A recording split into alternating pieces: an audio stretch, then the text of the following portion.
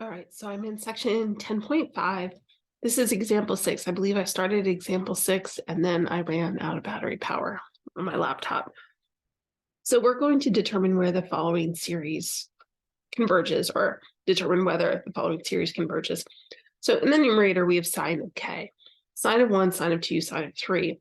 None of those are unit circle values. My sine value will always alternate between or oscillate between -1 and 1, and any possible values in between -1 and +1. So that numerator is sandwiched between -1 and +1, no problem. The denominator, however, becomes the k value. So this is anywhere between +1 and -1, all the way up to k. So if I look at this 1 over k piece, this does decrease. And if I put infinity in place of k, this does go towards 0. Now, I have to back up a minute. I was using this idea to think that we were talking about an alternating series.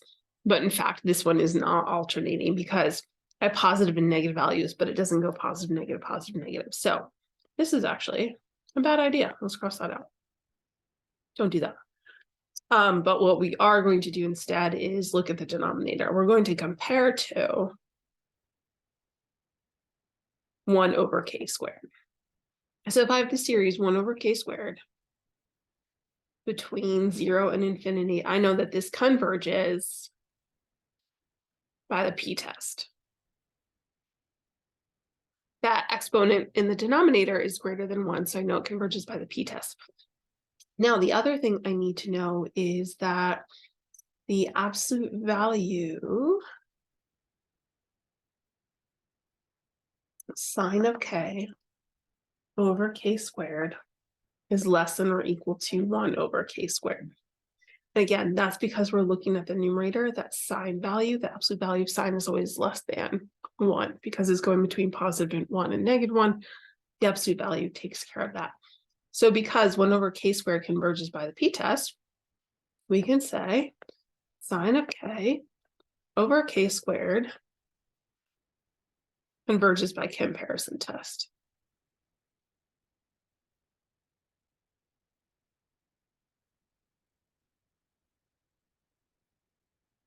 Sorry, that handwriting's a little bit messy. I took a detour on this one, but know that sine of k over k squared, the absolute value of that is less than 1 over k squared.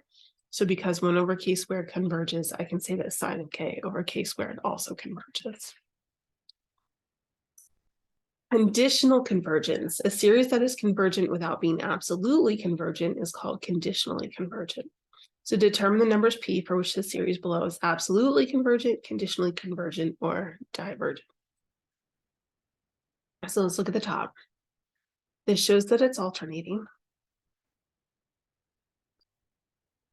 I know that if p is equal to 1, and this is an alternating series, that it would converge. But if I look at the absolute value of that, and p is equal to 1, it would be 1 over k, that would diverge. So this one we say is conditionally convergent. And that's because the absolute value would diverge. Now, if p is greater than 1, 2, 3, 4, 5, 6, 7, the alternating piece would converge, as would the 1 over k to the p. The absolute value piece would, so we would call this one absolutely convergent.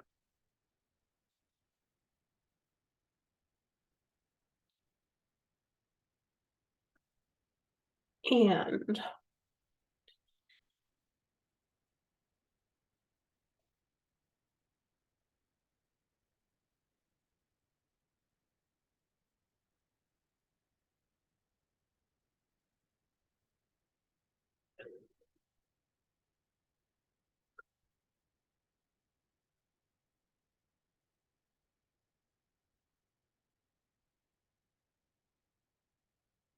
if p is less than 0,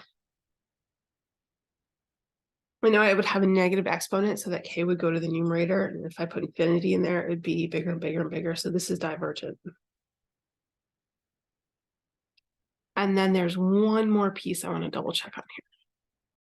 There is a small subset in here that I neglected the first time, and that's what happens if P is between 0 and 1. And if P is between 0 and 1, you have a fractional exponent.